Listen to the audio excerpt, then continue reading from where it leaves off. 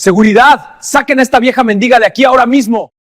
La familia de mi yerno me bloqueó el paso en la entrada del hotel de 5 estrellas, riéndose de mi ropa vieja como si yo fuera una plaga. Pero la puñalada más dolorosa vino de mi propia hija. Se acercó, no para defenderme, sino para susurrar con la voz llena de vergüenza. Mamá, por favor, vete, no me hagas pasar esta vergüenza. Ellos pensaban que yo era solo una anciana pobre y sucia. No sabían que la única persona con autoridad para ordenar a seguridad en este edificio era yo, y su fiesta estaba a punto de terminar. Mi nombre es Rosaura Méndez. Tengo 62 años. Hoy, parada frente a las puertas giratorias de cristal y oro de este hotel, he aprendido una amarga lección. No importa cuán discretamente intentes vivir, para algunas personas, tu mera existencia es una ofensa. Para mi hija y su familia política, yo soy una mancha en su cuadro perfecto. El taxi se alejó junto a los autos de lujo estacionados en la entrada del Hotel Grand Imperial. Me bajé con cuidado, alisando mi vestido negro. En mis manos, apretaba una pequeña caja de cartón con el pastel que había horneado esta mañana. Mi corazón latía deprisa, no por el lujo, sino por la alegría de ver a mi hija, Camila. Me dirigí a la entrada. Antes de que pudiera dar un paso más, una figura me bloqueó el camino. Un perfume caro, dulce y empalagoso, me golpeó antes de que pudiera ver quién era. Era Beatriz, mi consuegra. Llevaba un vestido de lentejuelas que brillaba como la piel de una serpiente y un collar de piedras que seguramente costaba más que mi casa. «Detente ahí, Rosaura. ¿Se puede saber a dónde crees que vas?», dijo Beatriz, su voz un susurro afilado. «Buenas noches, Beatriz. Vengo por el cumpleaños. Camila me envió una invitación», respondí, tratando de mantener mi voz firme. Beatriz soltó una risa seca. «Mira, Carlos, tu suegra se ha perdido. Cree que esto es un comedor de beneficencia», dijo, volviéndose. Detrás de ella, Carlos, mi yerno, apareció. Se veía impecable con un traje oscuro, y esa media sonrisa que siempre me hacía sentir pequeña. «Oh, qué vergüenza, doña Rosaura», dijo Carlos, negando con la cabeza. Le dije a Camila que invitarla no era buena idea, pero insistió por lástima. Sentí un nudo en la garganta. ¿Lástima? ¿Mi propia hija sentía lástima de mí? «Carlos, solo vine a felicitar a tu madre. Traje un pequeño regalo», intenté explicar, levantando ligeramente la caja. «¿Un pequeño regalo?», intervino Beatriz. «¿Qué traes en esa caja grasienta? ¿Pan dulce de la panadería de la esquina? Por Dios, Rosaura, este es el Hotel Grand Imperial. Aquí servimos caviar y champán. No necesitamos tus miserias». Miré a través de los cristales del hotel y entonces la vi. Camila, mi niña. Se veía hermosa con un vestido rojo, cerca de la recepción. Me vio. Nuestras miradas se cruzaron. Por un segundo, esperé que corriera hacia mí, que me defendiera. Pero Camila bajó la cabeza. Carlos se rió de nuevo.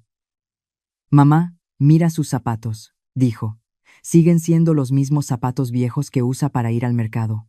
Beatriz hizo una mueca de asco. «Escucha bien, Rosaura», dijo, alzando la voz para que los porteros y los huéspedes que entraban nos oyeran. «Mírate. Esos zapatos llenos de polvo ensuciarán nuestra alfombra roja. Ese vestido pasado de moda. Hueles a pobreza, mujer. Y ese olor no encaja aquí». Permanecí en silencio, pero cuando Camila se acercó lentamente, mis ojos se llenaron de esperanza. Esperaba que ella pusiera fin a la humillación de su familia política hacia su madre. Y ya, susurré. Camila me tomó del brazo, sus uñas clavándose en mi piel. Me apartó a un lado, como si quisiera esconderme. «Mamá, por favor», dijo en un susurro tembloroso. «Diles que me dejen entrar, hija. Solo quiero darte un abrazo». «No, mamá». «Vete», dijo Camila. Sentí como si el suelo se abriera bajo mis pies. «¿Qué?», pregunté, incrédula. «Que te vayas», repitió.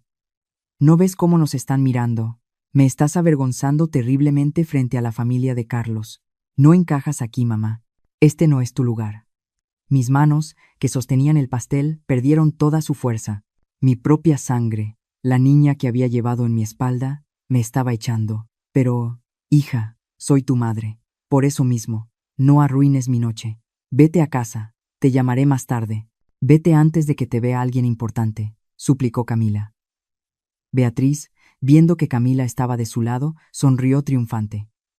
Carlos se rió y le dio una palmadita a Camila en la espalda. Los tres me dieron la espalda. Camila ni siquiera me miró por última vez. Me quedé allí, inmóvil como una estatua. Los porteros me miraban con lástima.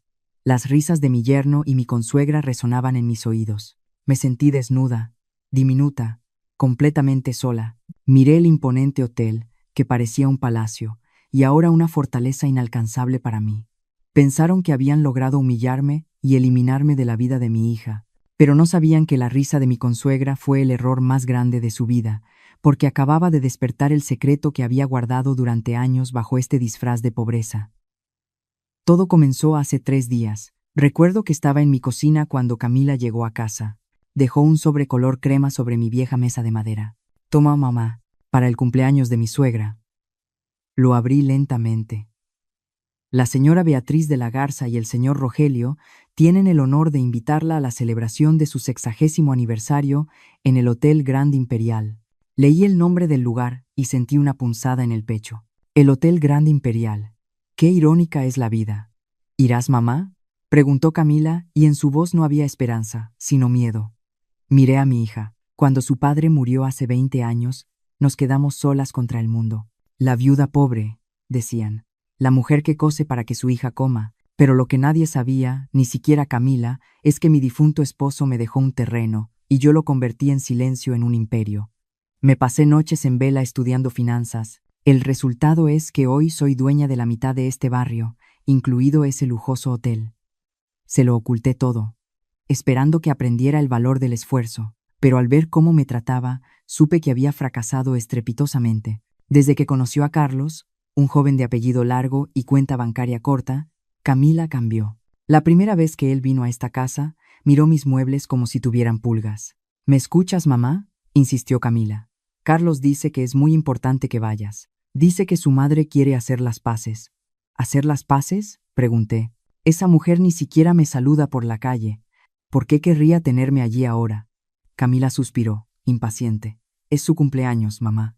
Quiere tener a toda la familia reunida. Solo que... Por favor, si vas, trata de arreglarte un poco. Cómprate algo nuevo. La miré fijamente. ¿Te avergüenzo? Camila, suelte. Él se sonrió. No es eso, mamá. Es solo que la familia de Carlos es muy formal. No quiero que hablen mal de ti o de mí. Ahí estaba la verdad. No era por mí, era por ella. Está bien, hija. Iré, dije. Camila pareció aliviada, pero antes de irse, lanzó su última puñalada. Y mamá, por favor, no vengas en un taxi cualquiera. Pide un Uber decente.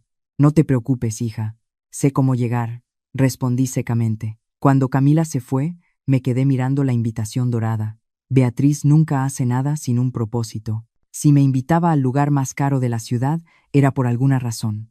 Me levanté, fui a mi dormitorio y abrí la caja fuerte. Dentro tenía escrituras, acciones y joyas que podrían comprar la casa de Beatriz 3 veces. Podría haber sacado el collar de diamantes, llamado a Mateo, mi jefe de seguridad, para que me enviara el coche blindado.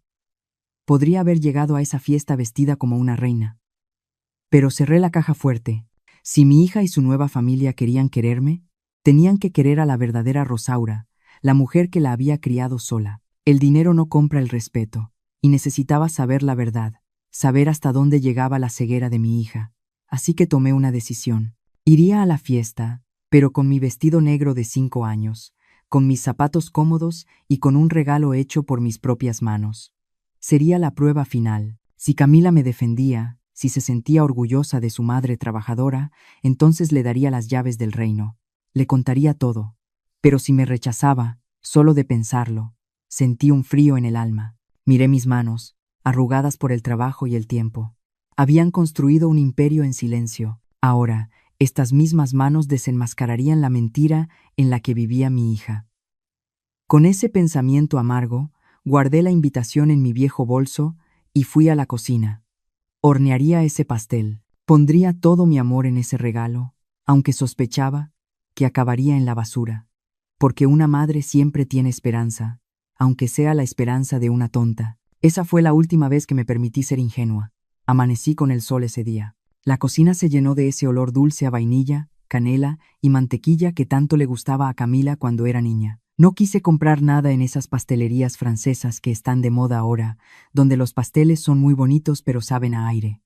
No, yo quería llevar algo mío, algo que dijera te quiero sin usar palabras, algo que tuviera el sabor de nuestro hogar. Batí la masa con fuerza, con esa energía que te da la ilusión. Piqué las nueces una por una, cuidando que no quedara ninguna cáscara amarga. Es la receta de mi abuela, el pastel de nuez que siempre hacíamos para celebrar las cosas buenas en esta casa. Mientras lo metía al horno, cerré los ojos un momento y recé. Le pedí a Dios que este pastel fuera el puente que nos uniera de nuevo, que cuando doña Beatriz y su hijo lo probaran, entendieran que no vengo a pedir nada, sino a dar, que sintieran el calor de unas manos que han trabajado toda la vida. Con el pastel ya frío y guardado en una caja blanca con un listón rojo que planché con cuidado, fui a mi cuarto. Abrí el armario y separé las perchas. Ahí estaba, mi vestido negro. Lo saqué y lo extendí sobre la cama. No es de seda importada. No tiene la etiqueta de un diseñador famoso en el cuello, pero tiene historia. Es el mismo vestido que usé el día que Camila se graduó de la universidad. Recuerdo cómo lloré ese día, aplaudiendo hasta que me ardieron las manos mientras la veía recibir su diploma. Al ponérmelo, sentí que me abrazaba el orgullo de esos años. Me alicé la tela sobre las caderas, asegurándome de que no hubiera ni una arruga. Me calcé mis zapatos negros, los cómodos, los de tacón bajo, esos que han caminado kilómetros y kilómetros para que a mi hija nunca le faltara un plato de comida en la mesa. Me paré frente al espejo de cuerpo entero que tengo en el pasillo. Vi a una mujer de 62 años. Vi las arrugas alrededor de mis ojos y las manchas de sol en mis manos. Esas manchas que salen por la edad y el trabajo. Pero también vi dignidad. Me acomodé el cabello, recogiendo los mechones grises en un chongo bajo y prolijo. No necesito joyas, me dije a mí misma, mirando mi propio reflejo a los ojos. Mi joya es mi conciencia tranquila. Doña Beatriz podrá tener millones en el banco, podrá tener meseros que le sirvan el agua en copas de cristal, pero yo tengo el amor de madre intacto. Y eso, quiero creer, vale más que todo el oro y las perlas del mundo. Me eché un poco de agua de colonia detrás de las orejas. Un aroma fresco, a limpio. Estaba lista. Salí de la casa con la caja del pastel en los brazos, cuidándola como si llevara a un recién nacido. El aire de la tarde estaba fresco y limpio. Antes de subir al taxi que había pedido, levanté la vista al cielo. Las primeras estrellas empezaban a asomarse tímidamente entre las nubes. Busqué la más brillante, como siempre hago cuando necesito consejo o fuerza. Ayúdame, viejo, susurré, pensando en mi esposo fallecido. Dame la fuerza para aguantar sus miradas. Dame la paciencia para no responder a sus groserías si las hay. Pero sobre todo, ayúdame a proteger el honor de esta familia que construimos con tanto esfuerzo. Si ellos supieran la verdad, si supieran quién soy realmente y lo que poseo. Pero no es el momento. Hoy voy como madre, no como dueña. Hoy voy con el corazón en la mano. El taxista, un muchacho joven y amable, llegó puntual y me abrió la puerta del coche. Me acomodé en el asiento trasero, con mi caja en el regazo, sin soltarla ni un segundo. Al Gran Hotel Imperial, por favor, le dije con voz clara. El muchacho me miró por el retrovisor, quizás extrañado de que una señora vestida tan sencillo y que salía de este barrio fuera a un lugar tan lujoso. Pero no dijo nada, solo asintió con respeto. El auto arrancó suavemente. Vi pasar las calles de mi colonia, las tiendas de abarrotes, los vecinos barriendo sus banquetas. Luego, poco a poco, el paisaje cambió a avenidas grandes, edificios altos y luces de neón. Nos acercábamos a la boca del lobo. Mi corazón latía con fuerza, mezclando el miedo con la esperanza. Solo quería ver sonreír a mi hija al ver su pastel favorito. Solo eso. Mis amigos, ¿alguna vez han puesto todo su corazón en preparar un regalo? ¿Han cocinado o creado algo con sus propias manos solo para que alguien más lo mire con desprecio porque no costó una fortuna? Si ustedes también creen que el valor de una persona está en su alma y no en su cartera, por favor, denle un me gusta a esta historia y escriban en los comentarios: yo apoyo a la madre. Su apoyo es la fuerza que necesito para contarles lo que pasó después, porque créanme, nadie estaba preparado para lo que sucedió esa noche. El taxi se detuvo suavemente frente a la entrada. No era un coche de lujo como los que hacían fila delante de nosotros, esos autos negros y brillantes que parecen deslizarse sin tocar el suelo. Era un coche sencillo, limpio, de un sitio de taxis de mi barrio. Pagué al muchacho y me quedé un momento dentro, mirando hacia arriba a través de la ventanilla antes de abrir la puerta. El Gran Hotel Imperial. Mi hotel. Aunque nadie lo sepa, recuerdo perfectamente el día que firmé la compra de este edificio. Estaba en ruinas, olvidado por Dios y por los inversionistas. Yo vi lo que nadie más vio. Aprobé el presupuesto para esa fachada de cantera rosa que ahora brillaba bajo los reflectores. Autoricé esos ventanales de piso a techo que dejaban ver el interior dorado como si fuera una joya en exhibición. Se ve imponente, majestuoso. Es un logro que debería llenarme el pecho de orgullo, y lo hace. Pero esta noche, ese orgullo tenía un sabor amargo en la boca. Mientras admiraba la arquitectura, mi mente de empresaria no podía dejar de hacer cuentas. No podía evitar pensar en las facturas. Sé exactamente cuánto cuesta reservar el salón principal en temporada alta. Sé cuánto cuesta el menú de degustación de 5 tiempos que Beatriz eligió, porque yo misma aprobé los precios con el chef el mes pasado. Y también sé, porque mis contadores son eficientes y me pasan los reportes de todos los inquilinos y socios comerciales, que la empresa de Carlos está en números rojos, están quemando dinero que no tienen, están organizando una fiesta de Reyes con el bolsillo de un mendigo, todo pagado con tarjetas de crédito al tope y préstamos que ya no pueden sostener. Es una obra de teatro carísima, montada solo para impresionar a gente a la que no le importan en lo más mínimo. Bajé del auto. El aire acondicionado del vestíbulo se escapaba cada vez que las puertas giratorias se movían, trayendo un aroma a flores frescas que chocaba con el aire tibio de la calle. Un botones joven, con su uniforme impecable de galas doradas, se acercó de inmediato. Sus ojos recorrieron rápidamente mi figura. Vio mi vestido negro de hace 5 años. Vio la caja de pastel de cartón blanco que yo abrazaba contra mi pecho como un escudo. Vio mis zapatos cómodos. Vi la extrañeza en su mirada. No soy el tipo de cliente que suele bajar en la entrada principal de este hotel. Aquí bajan modelos, políticos, herederos, no señoras mayores que huelen a canela y viajan en taxi. Pero el muchacho no hizo ninguna mueca, no hubo desdén en su rostro. Me saludó con una inclinación de cabeza respetuosa y me ofreció la mano enguantada para ayudarme a subir al bordillo con delicadeza. En mis propiedades, el respeto se le da a todos por igual. Traigan diamantes en el cuello o traigan callos en las manos. Al menos mis empleados entienden lo que mi propia familia ha olvidado. Me quedé parada un instante antes de entrar, justo en el borde de la alfombra roja, observando la escena a través de los inmensos cristales. Parecía una pecera gigante, una pecera llena de tiburones vestidos de seda y lino. Ahí estaban, justo en el centro del vestíbulo. Doña Beatriz, con una copa de champán en la mano, reía con la cabeza echada hacia atrás ante el comentario de un hombre de traje gris. Pude ver, incluso desde afuera, cómo su sonrisa se apagaba en el instante exacto en que el hombre se daba la vuelta para ir al bar. Era una máscara, una actuación perfecta. Carlos, mi yerno, hacía reverencias exageradas a una pareja de ancianos que sé que son dueños de una cadena de farmacias importante. Se desvivía, se doblaba, casi se arrastraba por un gramo de atención de los poderosos. Era penoso verlo. Y entonces sucedió. La mirada de Beatriz barrió la entrada buscando a alguien más importante, quizás a algún político o a algún socio que pudiera salvarlos de la ruina. Pero se topó conmigo. Se topó con la mujer del vestido negro y la caja de cartón parada al otro lado del cristal. Su sonrisa de anfitriona perfecta se congeló. No se borró. Se transformó en algo feo, una mueca torcida, una mezcla de incredulidad y profundo desprecio.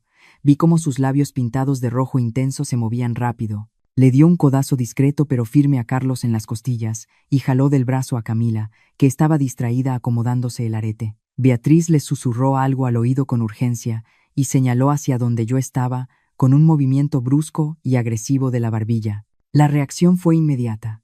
Los tres se giraron al mismo tiempo hacia mí. Dejaron a sus invitados de lujo con la palabra en la boca y caminaron hacia las puertas giratorias con paso decidido. Se plantaron ahí, justo en la salida, hombro con hombro, bloqueando el paso.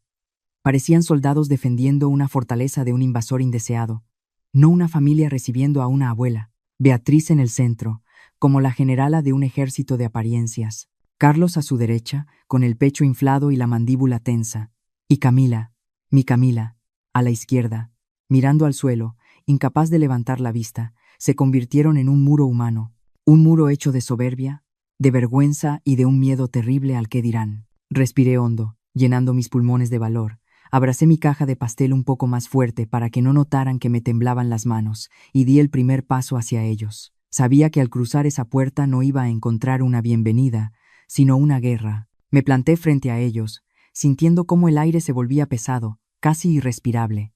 No me dieron tiempo ni de decir buenas noches. No hubo un hola, no hubo un beso, solo hubo un muro de hostilidad. Beatriz fue la primera en disparar, y lo hizo con una sonrisa torcida, de esas que no llegan a los ojos, asegurándose de que las personas que entraban detrás de mí escucharan cada palabra. «Vaya, Rosaura», dijo ella, arrastrando las vocales con esa falsa elegancia que tanto ensaya frente al espejo. «Veo que decidiste ignorar todas las reglas de etiqueta. Ese trapo negro que traes puesto. Parece que vienes a un funeral, no al cumpleaños más exclusivo de la temporada. ¿Es que acaso no tienes espejos en tu casa? ¿O es que el buen gusto también cuesta demasiado para tu bolsillo?» Apreté la caja del pastel contra mi pecho, sintiendo cómo el cartón se hundía bajo mis dedos. Traté de mantener la cabeza alta, aunque por dentro me estaba quemando la vergüenza. «Es el vestido que usé en la graduación de Camila», dije, intentando que mi voz no temblara. «Y este pastel es el de nuez, la receta de la abuela. Lo hice yo misma esta mañana, pensando en ustedes». Beatriz soltó una carcajada corta y seca, como un ladrido. Se llevó una mano al pecho, fingiendo estar escandalizada, y miró a los invitados que pasaban, buscándolos como cómplices de su burla. «¿Escucharon eso?», dijo ella, elevando el tono. «Un pastel casero, por el amor de Dios. Rosaura, tenemos contratado a un chef francés que ha ganado estrellas Michelin. ¿De verdad crees que vamos a poner esa cosa grasosa en mi mesa de postres? ¿Crees que mis invitados van a comer algo que salió de tu cocina? Esto no es una kermés de barrio». Entonces intervino Carlos. Si las palabras de Beatriz eran agujas, las de mi yerno eran martillos. Él no estaba actuando para la galería. Él estaba enojado de verdad. Se acercó a mí, invadiendo mi espacio personal, y pude oler el alcohol en su aliento mezclado con su colonia cara. Sus ojos estaban inyectados de una furia que no correspondía al momento. Era la furia de un hombre asustado que necesita patear a alguien más débil para sentirse poderoso. «Eres un lastre, Rosaura», me escupió las palabras en la cara. «Siempre lo has sido, una carga, una vergüenza. Tengo inversionistas importantes allá adentro, gente que maneja millones. ¿Qué van a pensar si ven a la madre de mi esposa vestida como la sirvienta? Me estás arruinando la imagen, Carlos». Intenté hablar, pero él no me dejó. «Cállate», me cortó de tajo. «Dime una cosa, suegra. ¿Siquiera traes dinero en esa bolsa vieja para darle propina al muchacho que te abrió la puerta? ¿O esperas que yo pague eso también? Porque estoy harto de cargar con gente que no aporta nada. Eres una muerta de hambre que se quiere colgar de nuestro éxito». Sentí como si me hubiera dado una bofetada. Mis manos empezaron a sudar frío. Miré a mi alrededor. La gente en el vestíbulo nos miraba. Algunos se reían tapándose la boca, otros susurraban. Me sentí desnuda, expuesta, despojada de toda dignidad. Quise gritarle que su éxito estaba construido sobre naipes, que el dinero que gastaban no era suyo, que la única persona solvente en ese círculo era yo. Pero me mordí la lengua. No me iba a rebajar a su nivel. «No vengo a pedir dinero, Carlos», dije con toda la calma que pude reunir. «Vengo porque soy familia. Y este regalo es una muestra de cariño, algo que el dinero no puede comprar». Le extendí la caja, en un último intento desesperado de paz. Un gesto ingenuo de una madre que se niega a ver la maldad en los suyos. Carlos miró la caja blanca con el listón rojo como si fuera una bomba. Su rostro se contorsionó en una mueca de asco puro. «¿Cariño?», dijo él con desprecio. «Tu cariño no paga las cuentas. Tu cariño no me sirve de nada. No queremos tus obras».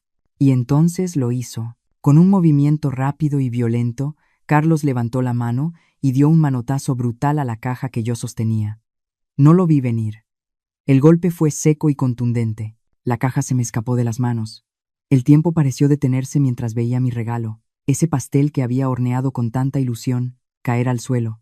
La caja golpeó el mármol pulido del vestíbulo y se abrió. El pastel se partió en pedazos, esparciendo migajas, nueces y betún por todo el piso inmaculado. Quedó ahí, deshecho, como una mancha fea en medio de tanta perfección. El vestíbulo se quedó en silencio por un segundo. Todos miraban el desastre en el suelo. Yo miré mi pastel, destruido, y sentí que algo dentro de mí se rompía también. No fue el corazón, fue la paciencia, fue la venda de los ojos. Carlos se sacudió la mano, como si hubiera tocado algo sucio, y me miró con una satisfacción cruel, señalando el desastre a mis pies. «Ahí está», dijo él, con una voz fría que me heló la sangre. «Ese es el lugar de la basura. En el suelo. Y ese es tu lugar también, Rosaura. Junto a tus miserias». Levanté la vista lentamente del suelo. Mis ojos, que antes buscaban comprensión, ahora buscaban a una sola persona. No miré a Carlos, no miré a Beatriz, busqué a Camila. Mi hija estaba ahí, parada junto a ese monstruo, mirando las migajas en el suelo. Todo dependía de ella ahora. Todo mi mundo, todo mi amor, pendía de un hilo, esperando su reacción. Esperé. Juro por la memoria de mi esposo que esperé un segundo más. Esperé a que Camila gritara. Esperé a que le diera una bofetada a Carlos. Esperé a que se agachara a recoger los pedazos de mi pastel. A que me tomara de la mano y me dijera que nos fuéramos de ahí, lejos de esa gente podrida. Pero Camila no miró el pastel. Sus ojos, grandes y maquillados, no vieron el amor de madre embarrado en el piso. Sus ojos recorrieron el vestíbulo con pánico, saltando de una cara a otra, aterrorizada de que alguien importante hubiera visto el espectáculo.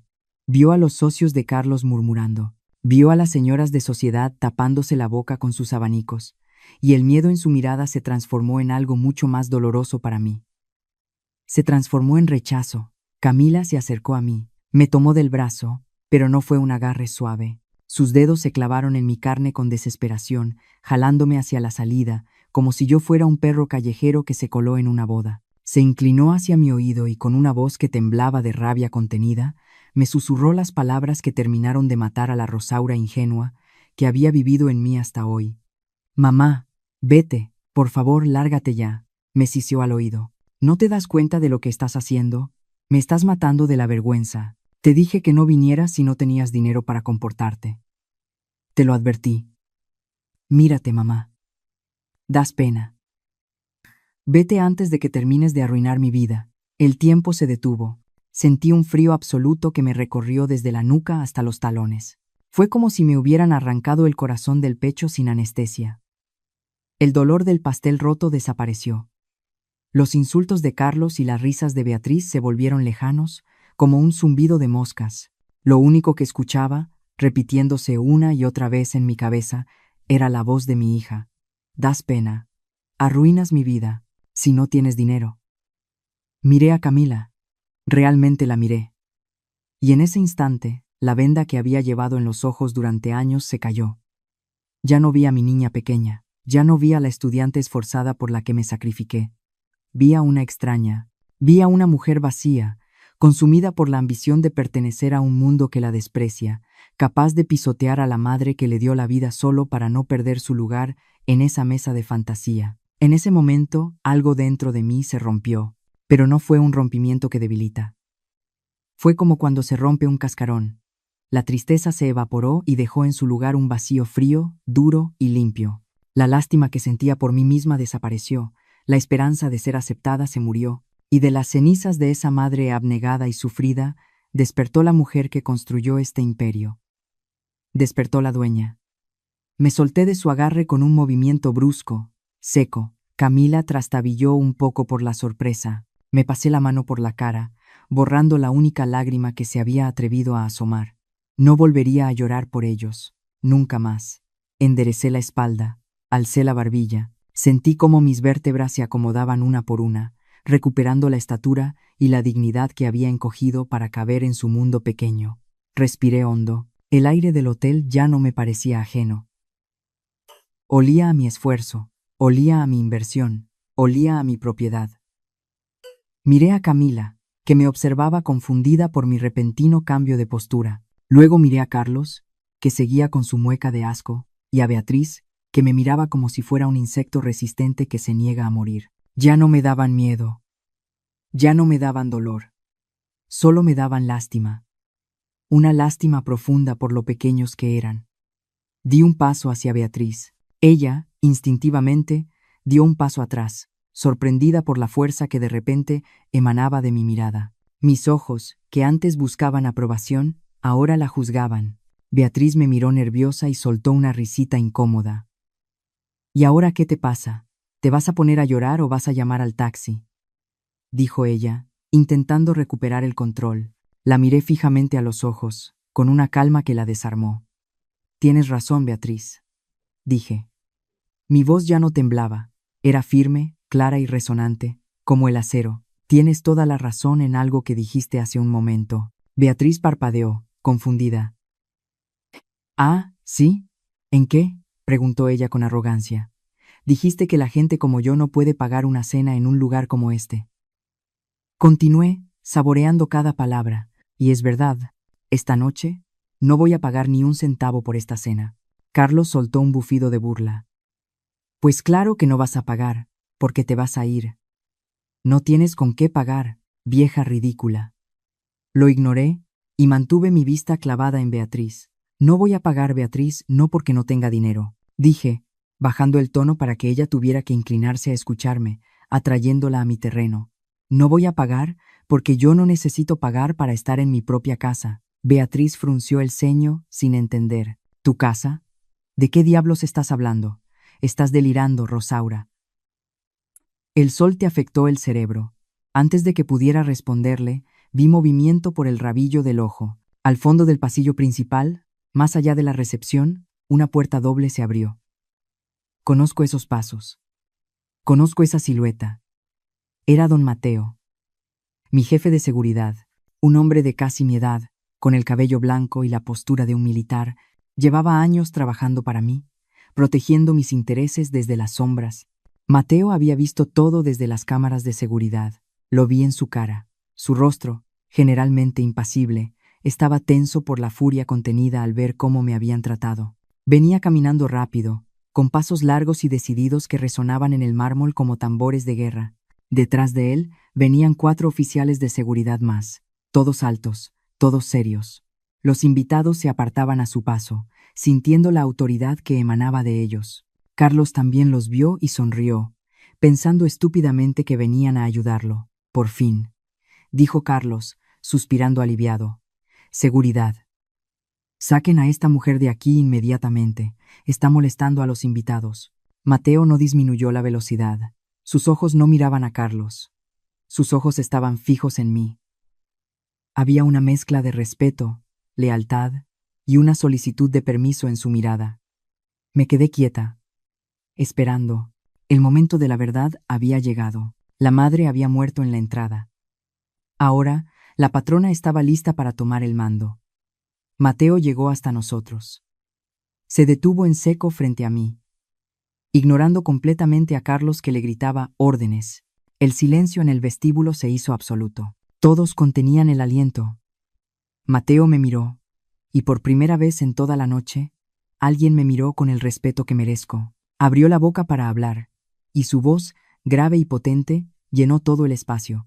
Señora Rosaura, dijo Mateo. Las palabras apenas habían salido de mi boca cuando doña Beatriz soltó una carcajada que resonó contra el techo alto del vestíbulo. No fue una risa de alegría, sino un sonido agudo, histérico, cargado de burla. Ella se llevó una mano al pecho, jadeando como si acabara de escuchar el chiste más gracioso y ridículo del mundo.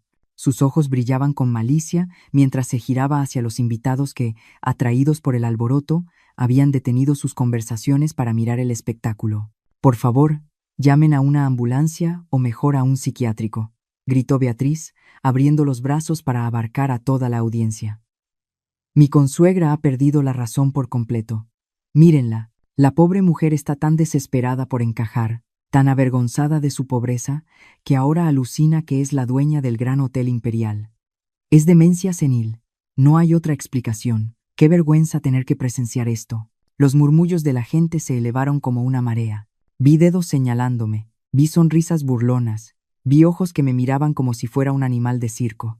Sentí la sangre subirme a las mejillas, caliente y dolorosa. No estaba loca, pero por un segundo, la crueldad de su burla fue tan intensa que sentí que el suelo se movía bajo mis pies. Beatriz estaba convirtiendo mi verdad en un delirio público, usando mi dignidad como trapo para limpiar sus propios miedos. Carlos, envalentonado por la risa de su madre y desesperado por cortar la escena de raíz, dio un paso brusco hacia mí. Su rostro estaba rojo de ira.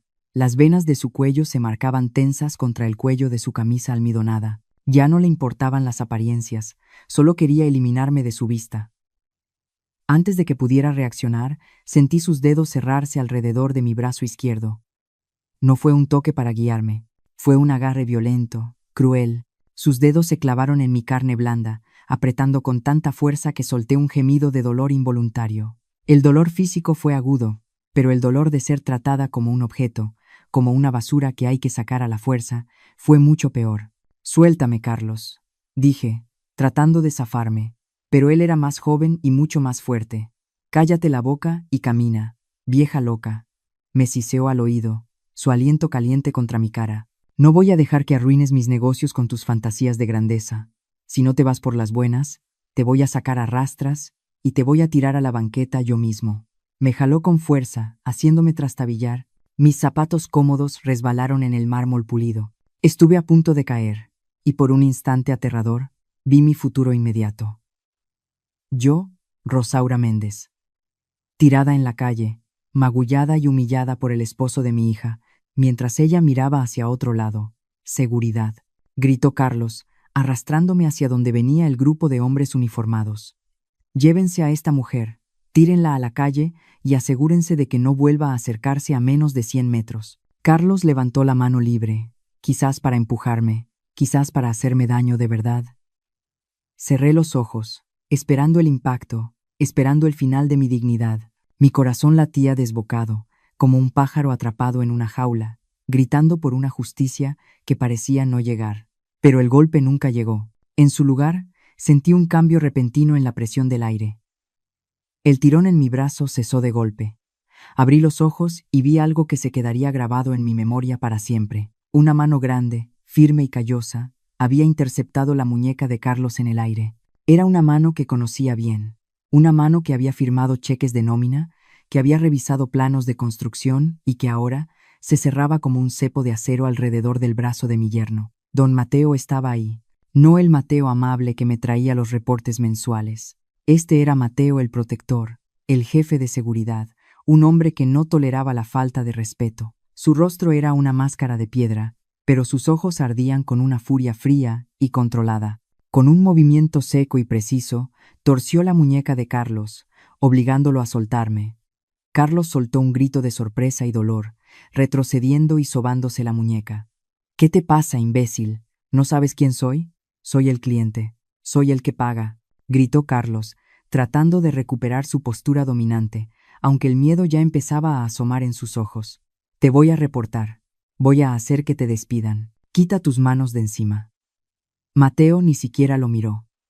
Me miró a mí. Con una delicadeza que contrastaba totalmente con la violencia de segundos antes, Mateo extendió las manos y me acomodó el chal sobre los hombros. Me alisó la manga del vestido donde Carlos la había arrugado. Fue un gesto tan íntimo, tan respetuoso, que el nudo en mi garganta se apretó hasta doler. «¿Se encuentra bien, señora?», preguntó Mateo en voz baja. Asentí, incapaz de hablar. Entonces, Mateo se giró lentamente hacia Carlos y Beatriz. Se irguió cuán alto era, ocupando el espacio con una autoridad innegable. Detrás de él, 5 guardias de seguridad más, hombres grandes y serios, formaron una fila perfecta, un muro impenetrable entre mi familia y yo. Carlos, confundido por la falta de obediencia, abrió la boca para volver a gritar. «Oigan, ¿están sordos? Les dije que sacaran a esta vieja». «Silencio», tronó la voz de Mateo. La palabra resonó como un disparo en el vestíbulo. Carlos cerró la boca de golpe. Beatriz dio un paso atrás, llevándose la mano al collar. Incluso los invitados dejaron de murmurar. El aire se volvió eléctrico. Entonces sucedió lo imposible, lo que nadie en esa sala, excepto yo, podía haber imaginado. Mateo dio un paso atrás, se alineó con sus hombres y, como si hubieran ensayado este momento toda su vida, dieron un golpe de tacón al unísono. El sonido seco del cuero contra el mármol fue la única advertencia. 1, 2, 3. Al mismo tiempo, Mateo y los 5 guardias doblaron la cintura. Se inclinaron en una reverencia profunda, perfecta, de 90 grados. Era la reverencia que se le hace a la realeza. Era la reverencia que se le hace a la autoridad suprema. Se quedaron así, inclinados ante mí, ante la mujer del vestido viejo y los zapatos gastados. Y entonces, con una voz coral que retumbó en las paredes doradas del hotel, Mateo habló por todos. Bienvenida a casa, señora presidenta. Lamentamos profundamente la falta de respeto de estos intrusos. Esperamos sus órdenes. El tiempo se congeló. Nadie respiraba, nadie se movía. Mis ojos recorrieron la sala. Vi la cara de Beatriz. Ya no había risa. Su mandíbula había caído, dejando la boca abierta en una O grotesca. Su piel, bajo las capas de maquillaje, se había vuelto del color de la ceniza. Vi a Carlos, paralizado, con la mano aún sobándose la muñeca, mirando a los guardias inclinados y luego a mí, tratando de procesar lo que acababa de escuchar. Presidenta. La palabra flotaba en el aire, pesada, ineludible. Vi a Camila. Se había llevado las manos a la boca y sus ojos estaban tan abiertos que parecía que se le iban a salir. En su mirada ya no había vergüenza ajena.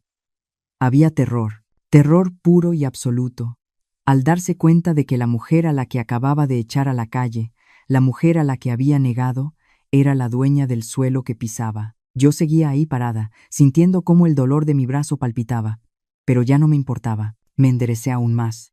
Sentí cómo la fuerza volvía a mi cuerpo. Ya no era Rosaura la viuda pobre, ya no era la suegra molesta, era Rosaura Méndez, la dueña, la patrona, y el silencio que reinaba en el salón era el sonido de mi victoria.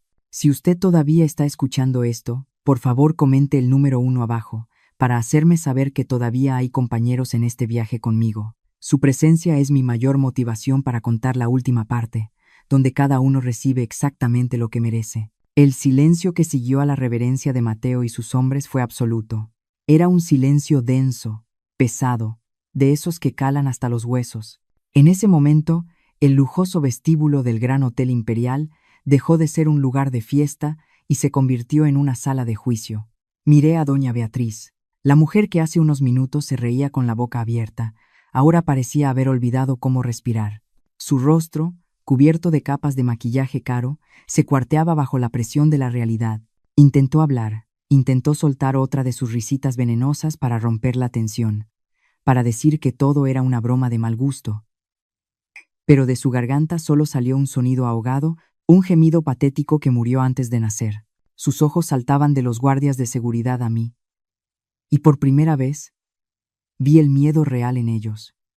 No el miedo a perder dinero, sino el miedo a perder la cara, a ser descubierta como la fraude que era. Carlos estaba aún peor. El color había abandonado su piel por completo, dejándolo con un tono grisáceo enfermizo. Se sostenía la muñeca que Mateo le había torcido, pero creo que ya ni siquiera sentía el dolor físico. Lo que sentía era el terror frío de darse cuenta de que había agredido a la dueña del edificio, a la persona que tenía el poder de destruirlo con una sola llamada.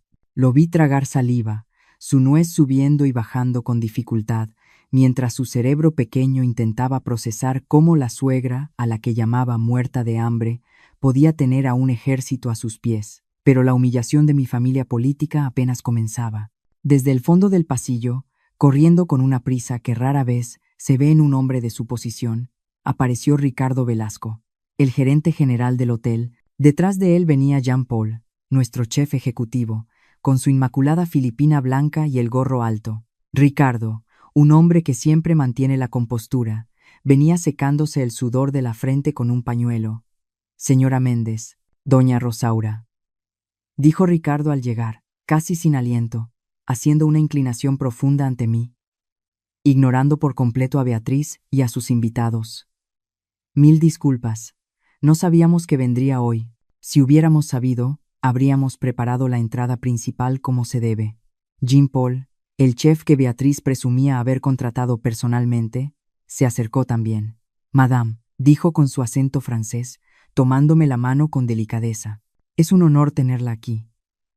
Espero que el menú sea de su agrado, aunque sé que nada se compara con su gusto exquisito.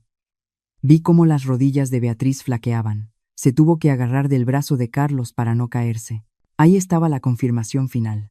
No era solo seguridad, era la gerencia. La mentira de Beatriz, esa fantasía de que ella era la reina de la noche, se desmoronó como un castillo de naipes ante la brisa. No respondí a los halagos de mi personal con palabras. Solo asentí levemente, con la calma de quien está acostumbrada a mandar. Luego, posé mis ojos en mi familia. Ya no los miraba desde abajo, ya no era la víctima. Me ajusté el chal sobre los hombros con un movimiento lento y deliberado. Di un paso hacia adelante. La multitud de invitados, esos mismos que se habían reído de mi vestido viejo, se apartó apresuradamente, abriendo un camino ancho para mí como si fuera la realeza. Bajaban la cabeza a mi paso, avergonzados, temerosos de hacer contacto visual conmigo. Caminé despacio hacia Carlos. Él retrocedió instintivamente, chocando contra su madre. Lo miré a los ojos y vi cómo se encogía. Quería desaparecer. Quería volverse invisible. Pasé por su lado sin detenerme, sin decirle una sola palabra. Mi indiferencia fue mi mejor venganza. Para mí, en ese momento, él ya no existía. Era menos que una sombra. Me detuve un momento junto a Mateo, que seguía en posición de firmes. Señalé con un gesto leve de mi mano hacia el suelo, donde yacían los restos de mi pastel de nuez, pisoteado y esparcido por el mármol. Luego, levanté la vista y señalé con la misma mano hacia Beatriz y Carlos. Mateo. Dije con voz tranquila, pero lo suficientemente alta para que todos escucharan. Encárgate de limpiar la basura, toda la basura. Sí, señora presidenta, respondió Mateo con voz de trueno. No necesité aclarar a qué basura me refería. El color rojo que subió a la cara de Beatriz me dijo que ella lo había entendido perfectamente. Seguí caminando hacia los elevadores, no hacia los elevadores de huéspedes. Caminé hacia el elevador privado del fondo, ese que tiene las puertas doradas grabadas con flores de lis. Ese elevador que Beatriz siempre miraba con envidia, preguntando quién era el VIP que podía usarlo. Hoy iba a saber la respuesta. Ricardo se adelantó para presionar el botón de llamada con su tarjeta maestra. Las puertas doradas se abrieron suavemente, revelando un interior de espejos y terciopelo. Estaba a punto de entrar, a punto de dejar atrás este circo de vanidades, cuando sentí una mirada clavada en mi espalda. Me detuve. Giré la cabeza lentamente, solo un poco, lo suficiente para verla a ella. Camila. Mi hija estaba parada sola, separada de su esposo y de su suegra. Temblaba como una hoja en medio de una tormenta. Sus manos apretaban su bolso de diseñador hasta que los nudillos se le pusieron blancos. Me miraba con los ojos llenos de lágrimas, pero no eran lágrimas de arrepentimiento. Eran lágrimas de pánico. Era la mirada de alguien que acaba de darse cuenta de que quemó el único puente que tenía para volver a casa. Ella abrió la boca, quizás para decir mamá, quizás para pedir perdón, pero ninguna palabra salió. La miré con una tristeza infinita, pero también con una firmeza que nunca antes había usado con ella. Recordé cómo me había pedido que me fuera. Recordé cómo le importó más la opinión de unos desconocidos que la dignidad de su madre. Conecté mis ojos con los suyos y le hablé. No grité. No necesité hacerlo. Mi voz atravesó la distancia entre nosotras como una flecha. Escogiste tu lugar, Camila, dije suavemente. Escogiste pararte del lado de los que aparentan y le diste la espalda a los que son. Ahora disfruta de la fiesta. Disfrútala mucho, hija mía, porque estás exactamente donde mereces estar. Vi cómo sus labios temblaban. Vi cómo estiraba una mano hacia mí, un gesto débil y tardío. Me di la vuelta y entré en el elevador. Las puertas doradas comenzaron a cerrarse lentamente, cortando la visión del vestíbulo. Vi por última vez la cara descompuesta de Beatriz, la cobardía de Carlos y la desolación de Camila. Y luego, las puertas se juntaron. El mundo de abajo, el mundo de las mentiras y las humillaciones, desapareció. El elevador comenzó a subir, llevándome hacia mi oficina en el último piso, hacia la soledad de la cima, dejándolos a ellos abajo, enfrentando el desastre que ellos mismos habían creado. Desde la soledad de mi oficina en el último piso, me serví una taza de té. Mis manos ya no temblaban. Me senté frente a la pared de monitores que muestran cada rincón de mi hotel. No necesitaba estar abajo para ver el desenlace. La tecnología me permitía ser testigo de la caída de Roma desde la comodidad de mi sillón de cuero. Lo que vi en esas pantallas fue una lección de humildad impartida a la fuerza. Beatriz y Carlos, intentando rescatar los restos de su naufragio, trataron de reagrupar a los invitados que quedaban. Con sonrisas forzadas que parecían muecas de dolor, los invitaron a pasar al Salón Dorado, la sala VIP que habían reservado meses atrás para la cena privada. Vi cómo caminaban con esa arrogancia de quien cree que el dinero lo arregla todo, guiando a la manada hacia las puertas dobles de roble tallado. Pero al llegar, se toparon con un muro. El gerente de banquetes, un hombre serio que sigue mis instrucciones al pie de la letra, les bloqueó el paso. No necesité audio para saber lo que les estaba diciendo. Vi sus gestos firmes. Les estaba informando que la reservación del área VIP había sido cancelada por orden directa de la presidencia. El acceso estaba denegado. Vi a Beatriz manotear. Vi cómo su cuello se ponía rojo. Estaba exigiendo, gritando seguramente. ¿Sabe usted quién soy yo? Pero en este hotel ella no era nadie. Solo una clienta más con mal comportamiento. El gerente señaló hacia otro lado. No los echó a la calle. Eso hubiera sido darles una excusa para hacerse las víctimas. Hizo algo mucho más cruel y justo. Los reubicó. Los mandó a la zona de mesas generales del bar del lobby, justo al lado de la puerta de servicio de la cocina. Es el lugar más ruidoso, donde los meseros entran y salen con platos sucios, donde las corrientes de aire golpean cada vez que alguien entra al hotel. Ahí terminaron. La gran doña Beatriz, arrastrando la cola de su vestido de lentejuelas entre las mesas de turistas en shorts y sandalias, sentándose en una silla estándar, mientras los meseros pasaban rozándole la espalda con charolas llenas de vasos vacíos. La vergüenza fue un veneno rápido. Los invitados importantes, esos banqueros y socios que Carlos tanto quería impresionar, no aguantaron ni 10 minutos. Vi cómo empezaban a mirar sus relojes. Vi las excusas falsas. Uno a uno, se acercaron a despedirse. Mañana tengo vuelo temprano. Mi esposa se siente mal. Tengo una reunión urgente. Mentiras piadosas para huir del olor a fracaso que emanaba de mi familia. En menos de media hora, la gran fiesta de cumpleaños se había reducido a 3 personas sentadas frente a una mesa llena de botellas que ya nadie iba a beber. Beatriz, Carlos y Camila.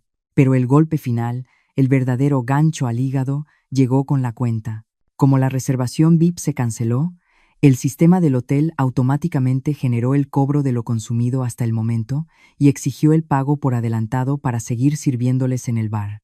Es política de la empresa para clientes de alto riesgo. Y vaya que ellos eran de riesgo.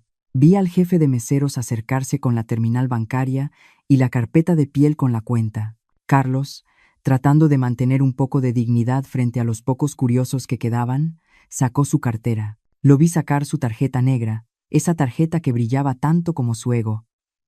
La entregó con un gesto despectivo, sin siquiera mirar el monto. El mesero insertó la tarjeta. Esperó. En la pantalla del monitor, vi el gesto del mesero. Negó con la cabeza. Devolvió la tarjeta. Rechazada. Carlos se rió, una risa nerviosa. Se limpió el sudor de la frente. Debe ser el chip, seguramente dijo. Sacó otra tarjeta, una dorada. La pasó, rechazada. La compostura de Carlos se rompió. Empezó a golpear la terminal contra la mesa. Sacó una tercera tarjeta, la corporativa de su empresa. La pasó con desesperación, rezando a un Dios en el que no cree. Rechazada. Lo que Carlos no sabía, lo que no podía saber, es que el banco emisor de sus tarjetas tiene una cláusula de seguridad muy estricta. Y da la casualidad de que mi grupo empresarial es uno de los inversores mayoritarios de ese banco. Cuando se reporta una actividad sospechosa o un riesgo de insolvencia grave asociado a un cliente que está siendo investigado por fraude, una investigación que mis abogados aceleraron esa misma mañana, el sistema congela las líneas de crédito preventivamente. Carlos estaba en cero. La escena que siguió fue patética. Vi a mi yerno, el hombre que me había llamado muerta de hambre hace una hora, sacando su teléfono desesperado.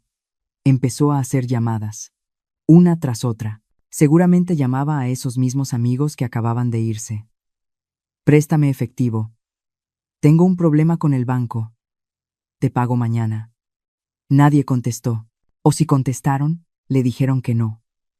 Porque el dinero es cobarde y huye de la gente que huele a desesperación. Beatriz perdió los estribos por completo. La máscara de dama de sociedad se cayó y dejó ver a la mujer vulgar que lleva dentro. Empezó a gritarle al mesero, manoteando, acusándolos de rateros, de tener las máquinas trucadas. Se le corrió el rímel por las mejillas.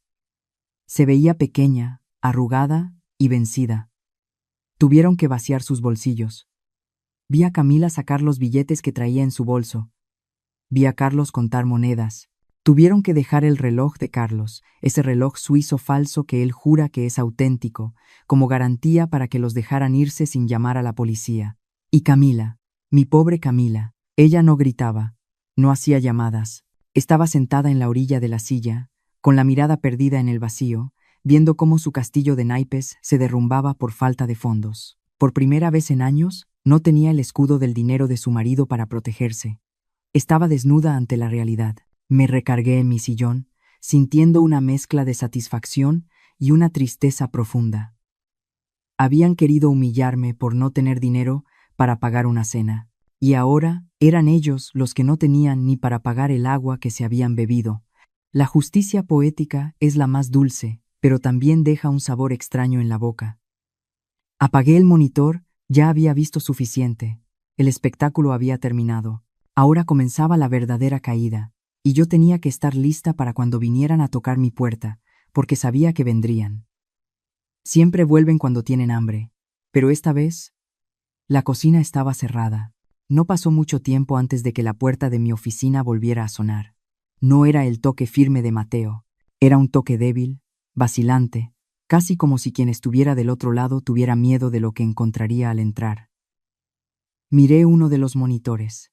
Era Camila. Había dejado a su marido y a su suegra peleando por las sobras de su dignidad en el bar y había corrido a buscarme. La vi discutir con mi secretaria en la entrada, moviendo las manos con desesperación, señalando la puerta, seguramente gritando que era mi hija, que tenía derecho a pasar. Mateo, que estaba dentro conmigo, me miró esperando una orden. «Déjala entrar, Mateo», dije, girando mi silla para quedar de frente a la puerta. «Pero quédate aquí. No quiero estar sola con ella». Mateo asintió y abrió la puerta. Camila entró como un huracán de angustia. Ya no quedaba nada de la mujer altiva que me había corrido del vestíbulo. El maquillaje se le había corrido por las lágrimas, dejando surcos negros en sus mejillas. El peinado perfecto estaba deshecho. Parecía una niña pequeña que se ha perdido en el supermercado, asustada y vulnerable. Al verme sentada detrás del escritorio de caoba, con la ciudad iluminada a mis espaldas, Camila se derrumbó, corrió hacia mí y se tiró al suelo, de rodillas, aferrándose a mis piernas como si yo fuera su única tabla de salvación en medio de un naufragio. «Mamá, mamita, perdóname», lloraba ella, empapando mi falda con sus lágrimas. «Por favor, tienes que perdonarme. No sabía. Te juro por Dios que no sabía que todo esto era tuyo». Me quedé quieta. No la abracé. No le acaricié el cabello como solía hacer cuando era niña y venía llorando porque se había raspado una rodilla. Mis manos se quedaron firmes sobre los brazos del sillón. Miré su cabeza agachada y sentí una tristeza profunda, pero también una claridad dolorosa. «Levántate, Camila», dije con voz seca. «No te arrastres. Ya te arrastraste suficiente ante tu marido allá abajo». Ella levantó la cara, sorprendida por mi frialdad. Sus ojos estaban rojos e hinchados. «Mamá, no digas eso. Tú no entiendes». Empezó a hablar rápido, atropellándose con las palabras. «Ellos me presionan mucho. Beatriz es terrible. Siempre me está criticando. Siempre me dice que no soy suficiente para Carlos. Y Carlos, él se pone agresivo si no hago lo que dice». «Tenía miedo, mamá. Me obligaron a tratarte así. Yo te quiero, eres mi madre. Solo quería que ellos me aceptaran. Tienes que entenderme». La escuché en silencio, dejando que soltara todas sus excusas. Cada palabra que decía era un clavo más en el ataúd de nuestra relación. Me obligaron, tenía miedo, no sabía. Cuando finalmente se calló para tomar aire, esperando que yo me ablandara, esperando que la madre sacrificada de siempre apareciera para consolarla y decirle que no pasaba nada, me incliné hacia adelante. «¿Terminaste?», pregunté. Camila asintió, sorbiendo la nariz, con un brillo de esperanza en los ojos. «Entonces escúchame tú a mí», dije, clavando mis ojos en los suyos. «Dices que no sabías que el hotel era mío. Y te creo, pero esa es justamente la razón por la que no puedo perdonarte. Camila frunció el ceño, confundida. ¿Qué? No entiendo. Si hubieras sabido que yo tenía dinero, me habrías tratado como a una reina. Continué, hablando despacio para que entendiera bien. Me habrías sentado en la cabecera de la mesa, me habrías defendido de los insultos de tu suegra, pero no lo hiciste porque pensaste que yo era pobre, pensaste que yo no valía nada. Tu respeto tiene un precio, Camila, y yo no alcanzaba a cubrirlo hasta hace 10 minutos. Mamá, no. Eso no es cierto. Intentó protestar, pero la interrumpí alzando una mano. No me mientas, no ahora. Mírate, hija, estás llorando, sí. Estás desesperada, sí. Pero no estás llorando porque me lastimaste. No estás llorando porque rompieron mi pastel o porque me humillaron frente a 100 personas. Estás llorando porque acabas de darte cuenta de que la gallina de los huevos de oro era yo. Estás llorando porque tienes miedo de perder la herencia, de perder el respaldo, de tener que volver a vivir como vivíamos antes. Camila se quedó helada. Abrió la boca para negar, pero cerró los labios al instante. Sabía que yo tenía razón. La verdad estaba ahí, desnuda y fea entre nosotras. Me levanté del sillón y caminé hacia el ventanal. Miré las luces de la ciudad, esa ciudad que me había costado tanto conquistar. ¿Sabes qué es lo que más me duele? Pregunté sin voltear a verla. No es que te avergüences de mis zapatos viejos, es que permitiste que un hombre me pusiera la mano encima.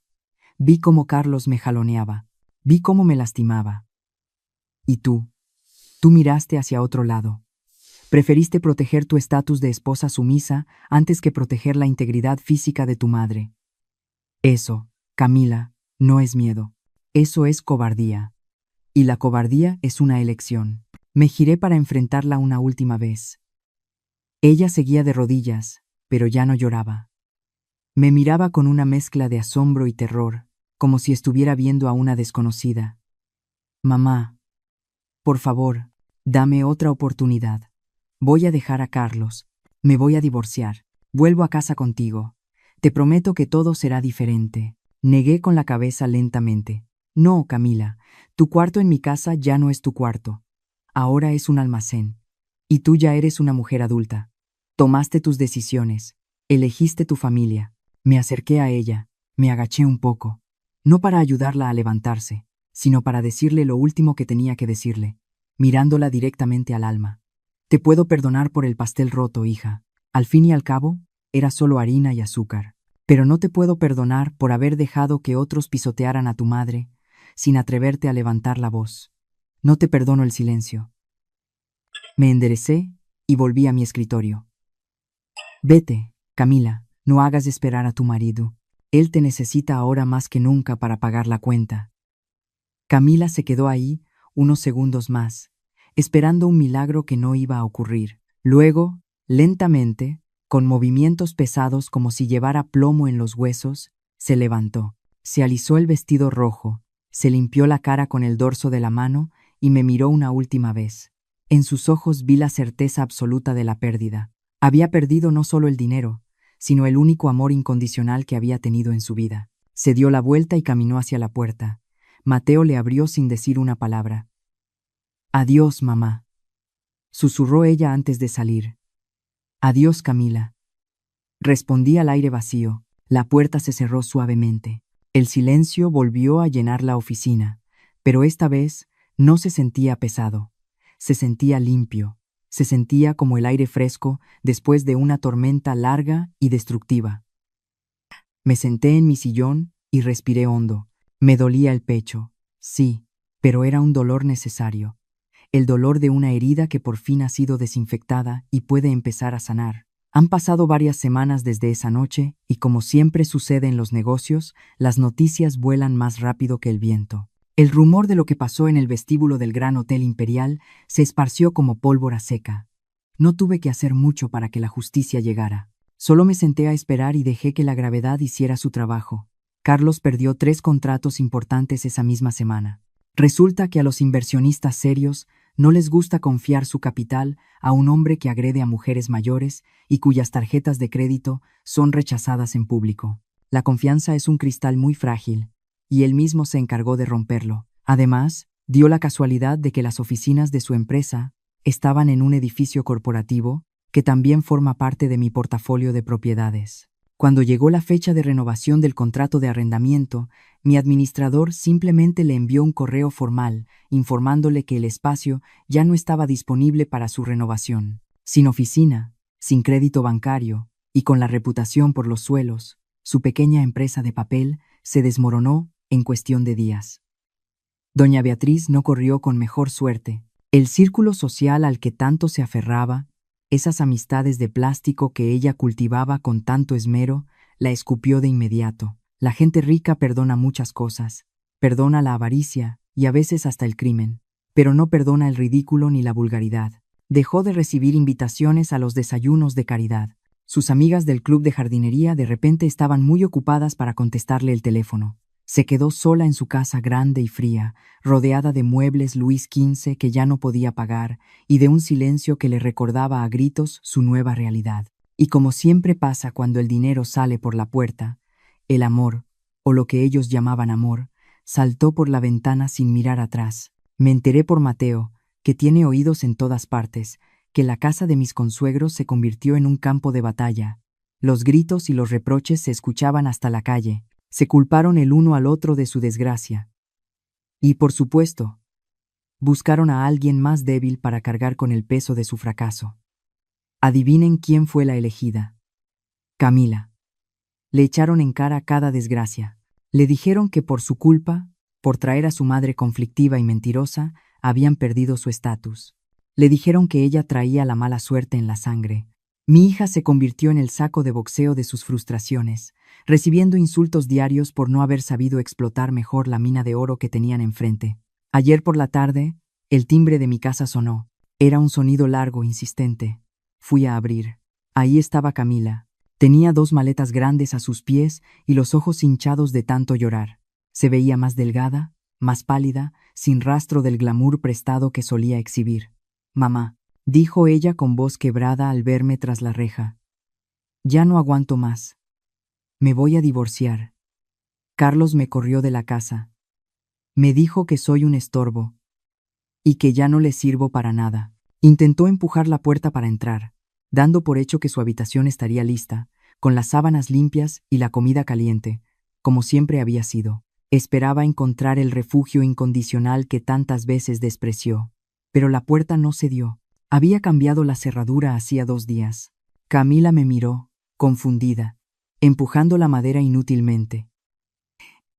«La llave no entra, mamá. Abre, por favor. Traigo mis cosas.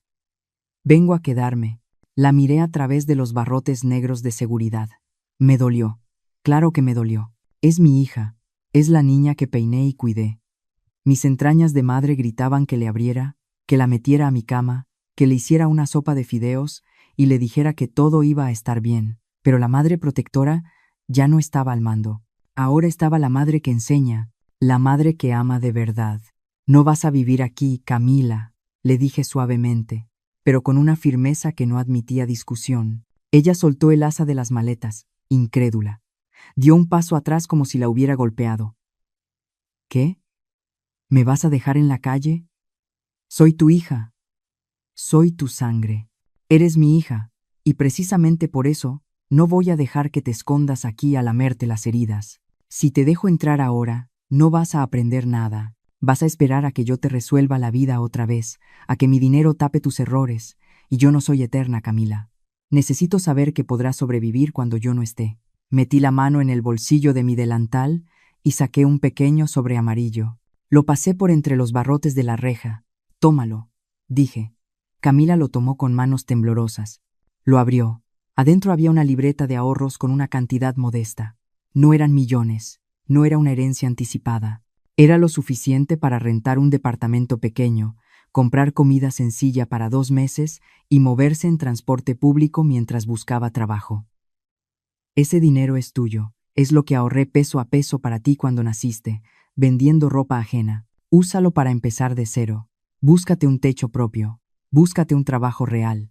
Aprende cuánto cuesta el kilo de tortillas y cuánto cuesta ganarse el respeto de la gente sin un apellido prestado». «Pero mamá, yo no sé hacer nada», lloró ella, abrazando la libreta como si fuera un salvavidas.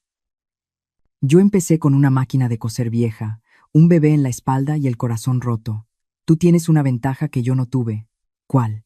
Preguntó ella, secándose las lágrimas con rabia, mirándome como si fuera su enemiga. Que ahora sabes la verdad. Sabes que el mundo no te debe nada y que las apariencias no te van a dar de comer. Camila me miró largamente. En sus ojos vi una mezcla de odio, miedo y asombro. Agarró sus maletas con fuerza, apretó la libreta de ahorros contra su pecho y dio un paso atrás. Eres dura, mamá, dijo ella. La vida es más dura, hija, y yo te quiero demasiado como para dejarte ser débil. La vi darse la vuelta y caminar hacia la parada del autobús, arrastrando sus maletas pesadas por la banqueta irregular. No le ofrecí llevarla, no le grité que la llamaría. Cerré la puerta de madera y pasé el cerrojo nuevo con un clic sonoro. Me recargué contra la puerta fría y cerré los ojos. No lloré. Sentí una paz extraña y dolorosa en el pecho. Había cortado el cordón umbilical por segunda vez. La primera fue para darle la vida física. Esta segunda vez fue para darle la oportunidad de tener una vida propia, real y digna. La justicia no siempre es un castigo que cae del cielo. A veces, la justicia es simplemente dejar que cada quien cargue con el peso exacto de sus propias decisiones. Y esa, mis queridos amigos, es la lección más cara que he pagado, pero también la más necesaria. Esta noche, la Ciudad de México brilla de una manera especial desde aquí arriba. Estoy sentada en la mejor mesa del Gran Hotel Imperial, esa que está justo al lado del ventanal panorámico, donde las luces de los edificios parecen un mar de estrellas que se extiende hasta el infinito. Frente a mí no hay banquetes exagerados ni botellas de champán que no me voy a beber. Solo hay una taza de café de olla, humeante y aromático, y un plato de porcelana fina con una rebanada de pastel de nuez. Jean Paul, el chef, se pasó toda la tarde intentando recrear la receta de mi abuela. Se acercó hace un rato, nervioso, esperando mi veredicto. Probé el primer bocado y cerré los ojos. Sabe a canela, sabe a vainilla y a nuez tostada. Sabe a mi cocina vieja, sabe a mi hogar. Le sonreí y le dije que estaba perfecto. Y es la verdad. Miro la silla vacía frente a mí. Muchos pensarían que es una imagen triste. Una mujer de 62 años, viuda, cenando sola en su propio hotel mientras su hija empieza una vida difícil en algún lugar de esta inmensa ciudad. La sociedad nos ha enseñado que una mujer sin familia a su lado es una mujer incompleta, una mujer que falló. Pero se equivocan. Esta soledad no pesa. Esta soledad es ligera como una pluma. Es el silencio bendito que queda después de que se apaga un ruido molesto que llevabas años soportando. No extraño las risas falsas de Beatriz. No extraño la arrogancia de Carlos. Y aunque me duela admitirlo, en este momento, tampoco extraño la cobardía de Camila. Extraño a la hija que pude haber tenido, no a la mujer en la que se convirtió. Hoy, mientras termino mi café, quiero hablarles a ustedes, a los que me han acompañado en este viaje desde la puerta giratoria hasta esta mesa. Quiero dejarles 4 verdades que me costó sangre y lágrimas aprender, para que ustedes no tengan que pagar el mismo precio. A todas las madres que me escuchan, por favor, grábense esto en el alma. El amor incondicional no significa sacrificio total. No se quiten el pan de la boca para dárselo a hijos que no valoran el trigo. Guarden algo para ustedes. Protejan su patrimonio, su dinero y sus límites. Una madre con recursos y dignidad puede ayudar mucho más que una madre que se ha dejado saquear por el amor ciego. No permitan que sus hijos las traten como un cajero automático o como un mueble viejo. Su respeto es la mejor herencia que les pueden dejar. A los hijos, si hay alguno escuchando, no cometan el error de Camila. No cambien sus raíces por unas ramas doradas que se rompen con el primer viento. No se avergüencen de las manos callosas de sus padres, ni de su ropa sencilla, ni de su forma de hablar. Esas manos construyeron el piso sobre el que ustedes caminan ahora. Si niegan su origen para complacer a una pareja o a una sociedad plástica, terminarán siendo nadie. Un árbol sin raíces se seca, no importa cuánto lo adornen. Y sobre la avaricia, miren a mi familia política. La avaricia es un ácido que corroe el envase que lo contiene. Beatriz y Carlos querían tanto parecer ricos que terminaron pobres de dinero y de espíritu. Creyeron que la felicidad era una tarjeta de crédito sin límite. Y descubrieron muy tarde que la verdadera riqueza es poder dormir tranquilo por las noches, sabiendo que lo que tienes es tuyo y es real. La ambición es buena, te mueve. La avaricia te paraliza y te destruye. Finalmente, a los que están en un matrimonio, o piensan estarlo, el respeto a la familia de tu pareja es el respeto a tu pareja misma. No puedes decir que amas a tu esposa si tratas a su madre como basura, y no puedes decir que te amas a ti misma si permites que tu esposo humille a la mujer que te dio la vida. El amor que exige sumisión y desprecio hacia los tuyos no es amor, es secuestro. Salgan de ahí antes de que pierdan su identidad. Me levanto de la mesa y camino hacia el ventanal. Mi reflejo en el cristal me devuelve la mirada. Veo a Rosaura, veo a la costurera, veo a la viuda, veo a la dueña. Todas ellas soy yo. Me aliso el vestido negro, ese mismo vestido que fue motivo de burla y que ahora es mi armadura de gala. Me siento completa. Me siento en paz. Amigos míos, gracias por escuchar mi historia. Y recuerden esto cada vez que salgan a la calle. No permitan jamás que nadie les ponga una etiqueta de precio basada en la ropa que llevan puesta o en el coche que manejan. Ustedes son invaluables siempre y cuando sepan quiénes son y no bajen la cabeza ante nadie. Soy Rosaura Méndez. Y esta noche, la cena corre por mi cuenta. Buenas noches. ¿Y ustedes? ¿Qué piensan de la decisión final de doña Rosaura? ¿Creen que fue demasiado dura o hizo lo correcto para que su hija aprendiera la lección de vida? Si estuvieran en sus zapatos, ¿habrían actuado igual o le habrían dado otra oportunidad? Escríbanme su opinión aquí abajo en los comentarios. Créanme que me tomo el tiempo de leer cada una de sus palabras.